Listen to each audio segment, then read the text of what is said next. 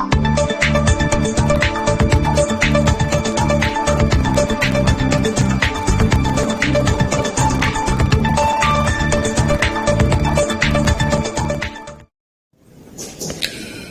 et messieurs, bonsoir. Bienvenue à cette grande édition du soir. Le Premier ministre Jean-Michel Sama Lukonde a reçu en audience le comité de pilotage du programme de désarmement, démobilisation et relèvement communautaire et stabilisation. Au sortir de l'audience, son vice-président fait ici la restitution de cette rencontre avec le chef du gouvernement. Nous avons été reçus par le Premier ministre, chef du gouvernement, mais en même temps le vice-président du comité de pilotage du programme de désarmement, démobilisation et relèvement communautaire et stabilisation.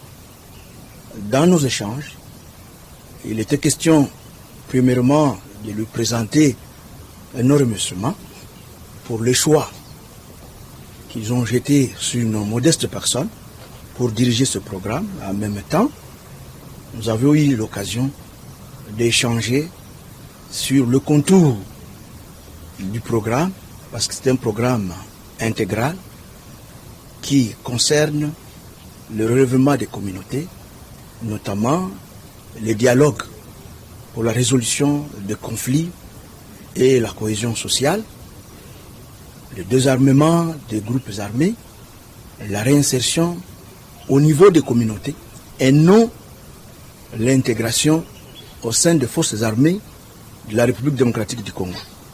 C'est une précision de taille. Nous avions échangé sur l'état des lieux, sur toute l'étendue de la République, mais spécialement dans les provinces sous état de siège, notamment les Touris et le Nord Kivu.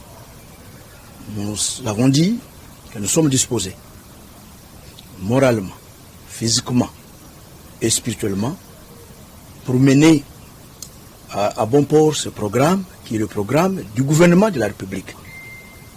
Et nous avons posé certains préalables pour que les choses avancent mieux, qu'ils soient différents de ce que nous avons connu avec les DDR1, DDR2, DDR3 et tout ce que nous avons eu comme problème dans la matérialisation de ce programme. Le chef de l'État a une vision claire et le chef du gouvernement est là pour la mise en œuvre de ce programme avec nous. Le comité de conjoncture économique du gouvernement s'est réuni sous la présidence du Premier ministre Sama Lukonde. Le ministre d'État en charge du plan, Christian Mando, fait le compte rendu de cette réunion. Suivie. Oui, la situation économique du pays est globalement stable. Les recettes sont sur une bonne voie, elles sont bonnes. Mais cependant, le Premier ministre et les membres du comité de conjoncture ont constaté que les recettes servent essentiellement aux dépenses de fonctionnement et aux dépenses courantes et très peu aux investissements. C'est ainsi qu'il a été proposé par le Premier ministre que au prochain Conseil des ministres, une proposition sera faite pour la réduction du train de vie du gouvernement, notamment par la baisse des salaires des ministres et la baisse des frais de fonctionnement. Il a été également constaté que le ministre de l'économie a signé l'arrêté concernant le trafic aérien avec une baisse entre 45 et 70% des prix des vols à l'intérieur du pays. Cependant, l'application a pris un peu de temps et le Premier ministre a instruit que cette application soit faite, les mesures soient prises pour que cette application soit faite en tenant compte des pratiques du secteur. Les discussions ont également tourné sur la question des produits surgelés, la baisse des prix des produits surgelés. Le Premier ministre a insisté pour qu'un panel des ministres membres du comité de conjoncture soit mis en place et que dans le plus bref délai, on puisse finaliser les contacts avec les importateurs de manière à ce que la baisse de prix soit effective conformément à ce qui avait été proposé par le ministre de l'économie. La VPM en charge de l'environnement et du développement durable a reçu la délégation de l'Organisation internationale pour les bambous et le rotin venue solliciter l'adhésion de la RDC dans cette plateforme pour lutter contre le changement climatique après Siambouyi et Véambata pour le compte de Kanakin Télévision. Suivez. Accompagné des coordonnateurs nationaux du ministère de l'Agriculture et celui de la société civile environnementale, le directeur régional Afrique centrale de l'Organisation internationale pour le bambou et le ratin, INBAR en sigle, a au sortir de l'audience lui accordée par la vice-premier ministre, ministre de l'Environnement et Développement durable, salué l'engagement du gouvernement congolais dans la promotion des outils à valeur ajoutée tout en protégeant l'environnement. Ce qui est une mission de INBAR qui œuvre dans le développement durable des bambous et le ratin, un outil qui peut servir le ministère de l'Environnement et assurer la protection de l'environnement et aussi créer des opportunités d'emploi pour la population riveraine, a souligné son directeur René Kam. Suite à la forte demande d'énergie pour les grandes villes, dont Kinshasa, les bambous peuvent être transformés en charbon. Ils peuvent être aussi utilisés pour des constructions, les chauffages et bien d'autres procédés.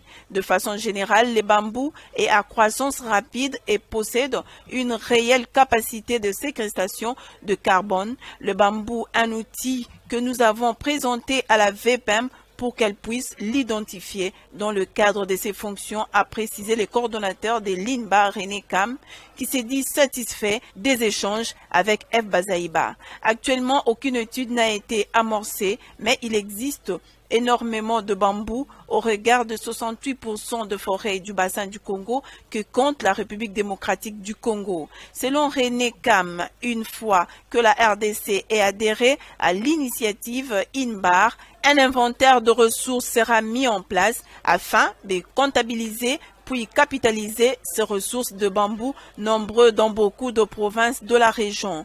Pour le coordonnateur national du ministère de l'Agriculture, Tilolo, il existe au niveau de son ministère un programme national des bambous créé sur 2 piliers, dont la réduction de la pauvreté de paysans et la préservation de capital ressources pour la protection des forêts naturelles et la valorisation de terres.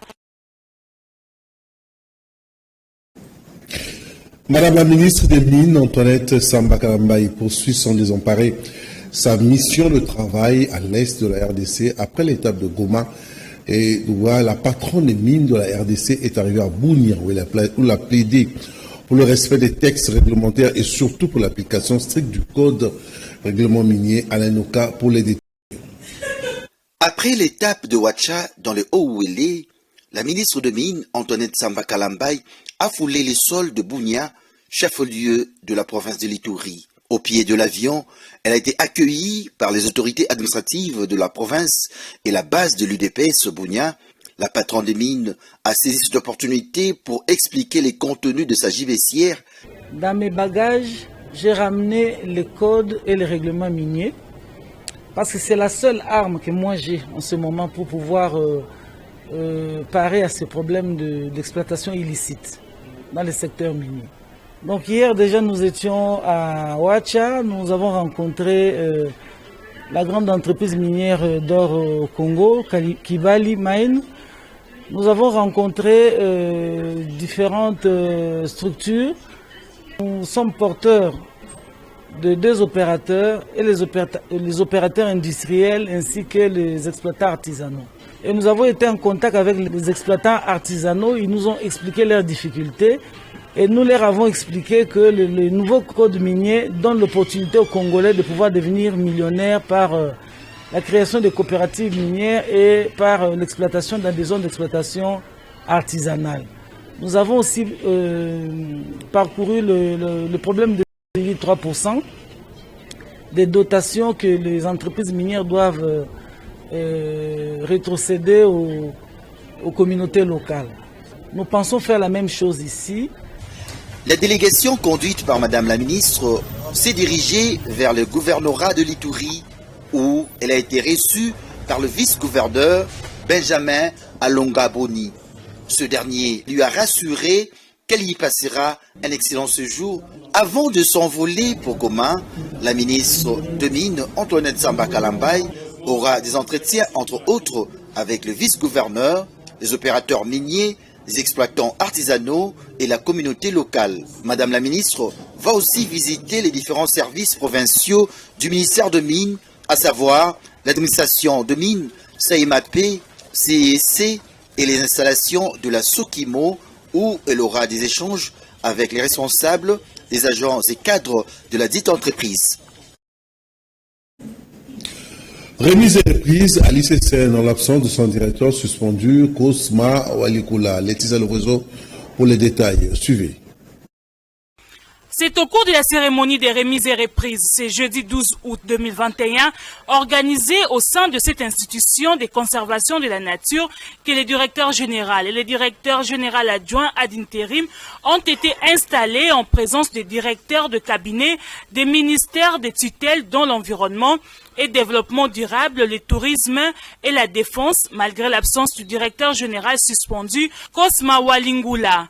Un procès verbal des carences a été établi pour permettre à la nouvelle équipe dirigeante de l'UCCN d'entrer en fonction. Dans son mot de circonstance, Olivier Mouchiete, tout en remerciant les autorités du pays pour cette nouvelle dynamique, imprimer des changements, s'est dit prêt à œuvrer dès à présent au rayonnement de l'ICCN par des actions concrètes. Ce sont des gens qui tous les jours risquent leur vie sur le terrain dans des situations extrêmement difficiles, et j'en sais quelque chose puisque j'ai été pendant presque un an à la Bombolumene. Comme vous le savez, certains de nos éco-gardes payent leur service par un très lourd tribut, puisque nous avons des jeunes gens qui décèdent sur le terrain du fait de l'exercice de leur métier. Donc je pense particulièrement à eux aujourd'hui, parce que si nous sommes là, c'est aussi pour assurer la continuité de l'institution qui correspond très directement à la fierté des personnes qui travaillent sur le terrain. Et notre présence aujourd'hui participe à renforcer cette fierté. C'est pour ça que nous sommes là, pour faire avancer les choses, malgré tout, malgré le contexte. Avec mon adjoint ici, Vincent Mbongo, nous abordons maintenant une mission extrêmement difficile pour laquelle nous avons besoin de mobiliser toutes les ressources autour de nous, humaines, matérielles et bien sûr financières aussi.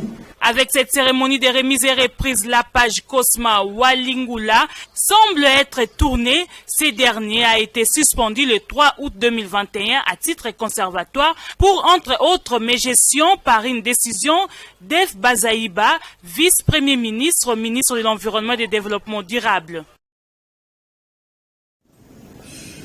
Face à l'absence de l'autorité de l'État constatée à Kinshasa et l'initiative du député national Jean-Marc Aboun, les élus nationaux de Kinshasa lèvent le ton à travers ces propos du premier vice-président de l'Assemblée nationale, Rosette Nzinga, pour les détails. La ville de Kinshasa n'est pas gouvernée, ou encore il y a absence totale de l'autorité de l'État dans cette ville. Vous avez vu des images vidéo circuler où les agents de l'ordre sont molestés. Les agents de l'ordre sont tabassés par des usagers de la route. Donc, il y a un policier qui est là, un agent de l'ordre, qui régule la circulation routière, mais un usager de la route porte sa main sur cet agent de l'État. C'est gravissime et inacceptable. Cet aspect des choses doit changer parce que nous sommes un État, nous reconnaissons comme un État sérieux, un État démocratique où les libertés des autres se limitent là où commencent celles des autres. Donc nous ne pouvons pas accepter en tant qu'élus du peuple, élus de cette ville, continuer à vivre cette situation et rester là pour ne rien faire. C'est vrai, nous vivons cette situation tous ensemble. Et nous sommes tous victimes de cette situation. Vous savez, les responsabilités en ce moment sont établies et sont partagées. Il y en a des responsabilités qui seront portées par les responsables au niveau national, donc au gouvernement central.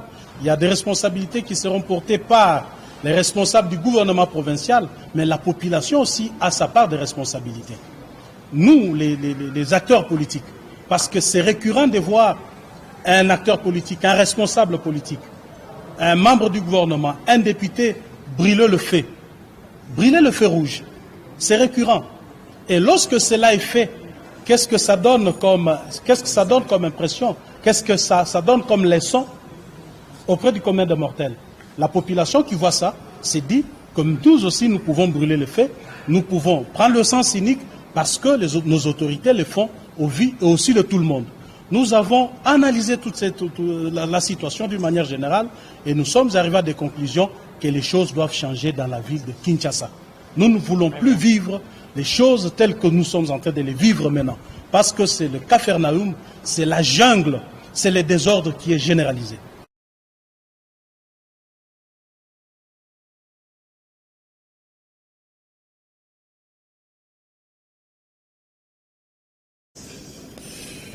Une descente a été effectuée par le ministre provincial des Transports de la ville de Kinshasa, Amos Mbokosso, sur l'avenue Bokassa, sur le tronçon avenue Kabambare et l'avenue du Commerce. Pendant cette descente suivie, le ministre provincial Amos Mbokosso a été déçu des comportements des conducteurs qui se sont livrés aux pratiques décriées de hausse des prix en transport en commun sur les demi-terrains, sens unique et tracasserie des éléments de la police routière. Alain Noka pour le reportage.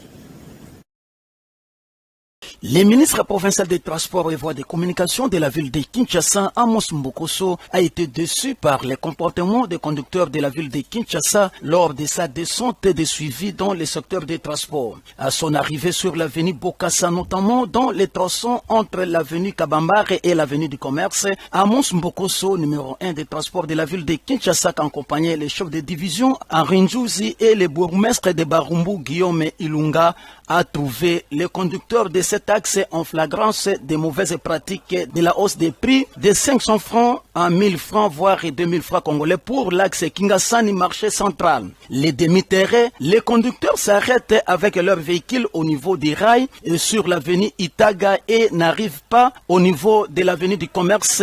Ils font le sens unique sur Bokassa. Le ministre provincial des Transports a fait un autre constat de la tracasserie par les éléments de la police nationale congolaise de l'unité Oudjana, dont un élément a pris fuite en présence du ministre provincial. Face à ce constat amer de rançonner la population quinoise, le ministre provincial Amos Mbokosso a promis de déployer les agents de transport pour traquer les conducteurs qui ne respectent pas l'ordre établi par le gouverneur de la ville de Kinshasa. Je suis venu avec le bourgmestre de Barumbu pour voir un peu le bouchon qui s'est créé sur Bokassa pendant les heures de pointe. Et il y a un désordre créé par le chauffeur de temps en temps.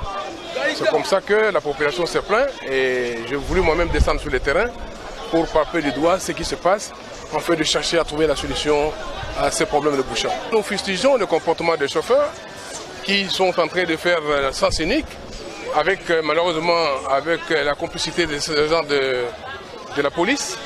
C'est une situation déplorable. On va demander à la hiérarchie de la police de donner des instructions précises sur cette question afin de débouchonner Bokassa. Un autre constat fait par le ministre provincial des Transports de la ville de Kinshasa, c'est le refus par les conducteurs de payer la taxe quotidienne de stationnement à travers tous les parkings de la ville de Kinshasa.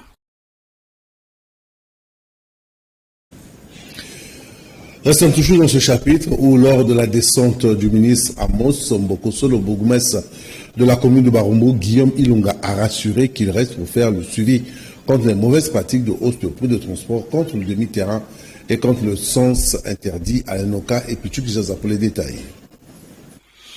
Les bourgmestres de la commune de Barumbu, Guillaume Ilunga, qui accompagnaient le ministre provincial des Transports, Amos Mbokosso, pendant cette descente, s'est dit satisfait de voir le ministre des Transports descendre personnellement pour le suivi et faire le constat de ce qui se passe. À son tour, le bourgmestre de Barumbu a rassuré qu'il va faire le suivi de sorte que tout ce que le ministre provincial Amos Mbokosso a déploré ne se répète plus sur cet axe.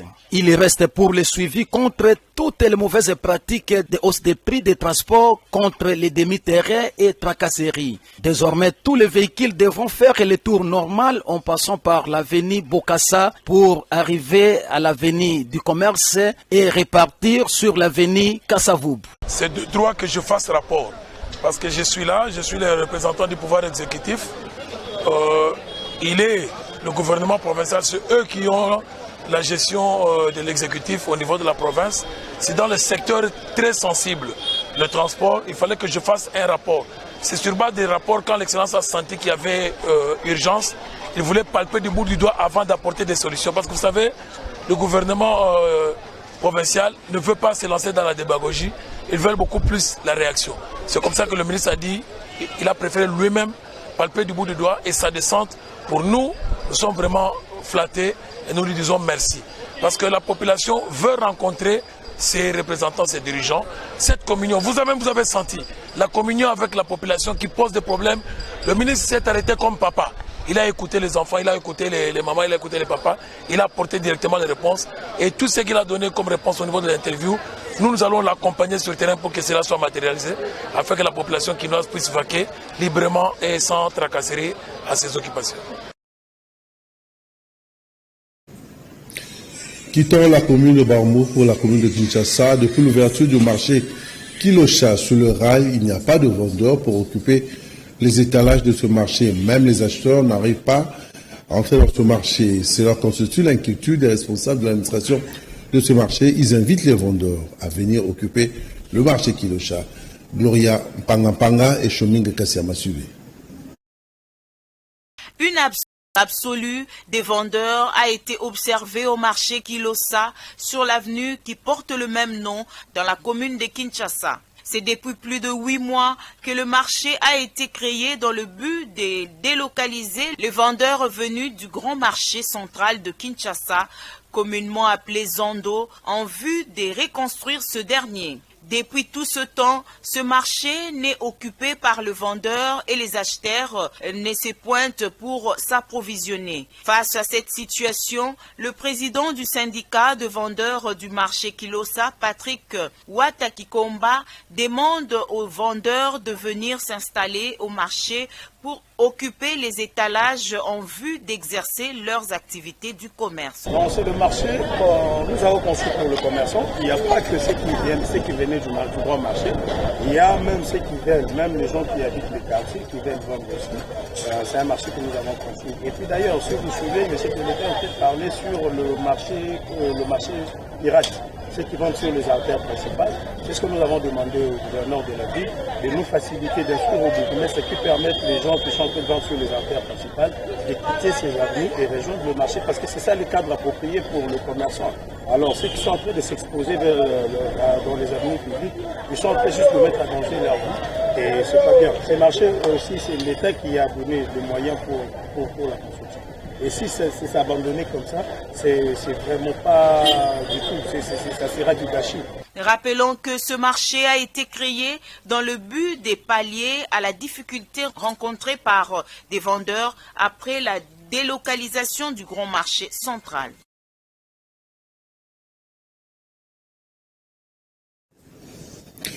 Le secrétaire permanent du PPRD explicite les raisons de la non-participation de son parti politique à la composition du bureau de la CENI. Ramazani Chadari est au micro de Jules Boulemi. La question d'actualité politique aujourd'hui, c'est la désignation des animateurs de la structure qu'on appelle ici CENI, Institution d'appui à la démocratie. Un délai a été donné. Au niveau du PPD, on a débattu de la question à plusieurs reprises. Au niveau du FCC également. Un courrier a été adressé au bureau de l'Assemblée nationale pour dire, c'est le FCC qui a écrit, pour dire qu'il faut nous donner un délai supplémentaire pour que nous puissions approfondir le dossier de la désignation des membres de la CENI. Mais également ce courrier qui était signé par le président du comité de crise du FCC, ce courrier a aussi indiqué que nous demandons un minimum de consensus dans la désignation de ces personnalités-là. Alors, qu'est-ce qui se passe? Nous avons appris par les bouches autorisées que certaines composantes ont déposé malgré le manque du consensus. Je dis bien certaines composantes ont déposé, malgré le manque du consensus. Nous, PPRD, face à cela, si on compare ce qui s'est passé à l'époque où Mavunda était président de l'Assemblée nationale, il y avait 6 composantes qui avaient donné les noms d'un certain il s'appelle comment? Un certain Ronsard Malonda. Mais vous avez suivi la réaction de tout le monde. Les gens étaient dans la rue, la population, le peuple a exigé que les gens se mettent d'accord sur un nom de façon consensuelle. Nous, PPD, on remarque qu'à ce jour, au niveau de certaines composantes, dont la société civile, il n'y a pas encore de consensus. C'est pourquoi la décision est claire, comme il a commencé à vous l'annoncer, la décision est claire. À ce stade, le PPD n'est pas partie prenante dans la désignation des membres qui doivent aller animer la CENI.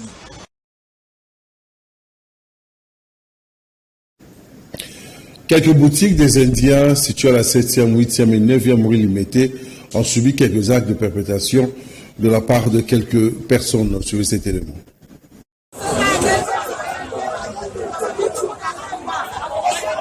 La contrariété des Kinois ne cesse de graver les échelons suite à l'incident survenu la fois dernière en Inde causant la mort d'un jeune étudiant congolais.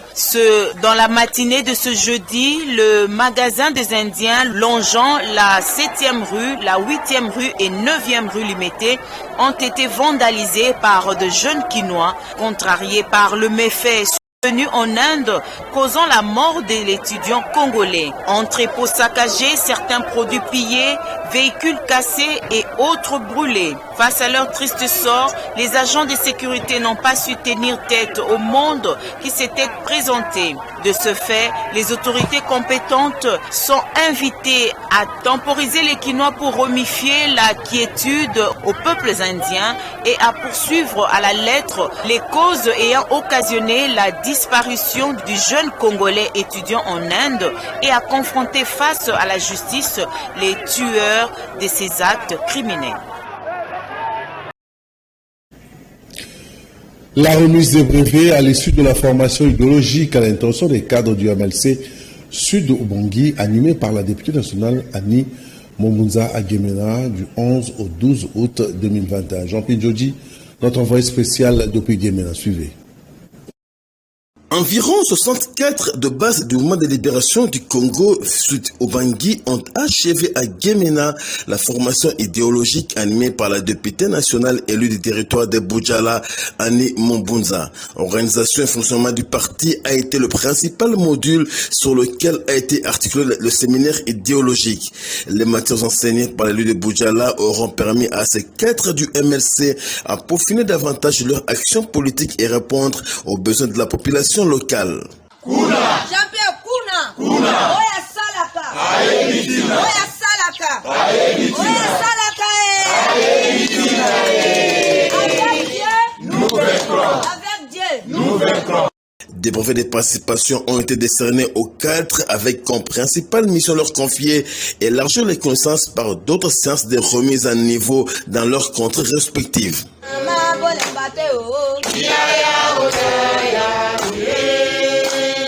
Avec Dieu, nous vaincrons. Avec Dieu. Voilà, c'est sur cette note du MLC Gemena que nous mettons un terme à cette grande édition qui a été coordonnée par Laetitia Lvrezo, Koupar était à la caméra, Mike Amok à la réalisation. Le prochain rendez-vous est pris pour la rediffusion à minuit et puis demain à 7h, toujours sur la même chaîne, Kanakin Télévision, la télé-vérité. Mais l'info continue sur notre chaîne de YouTube, Kanakin Télévision, YouTube. Vous allez suivre le journal en ligne. Allez, moi je vous dis bye bye.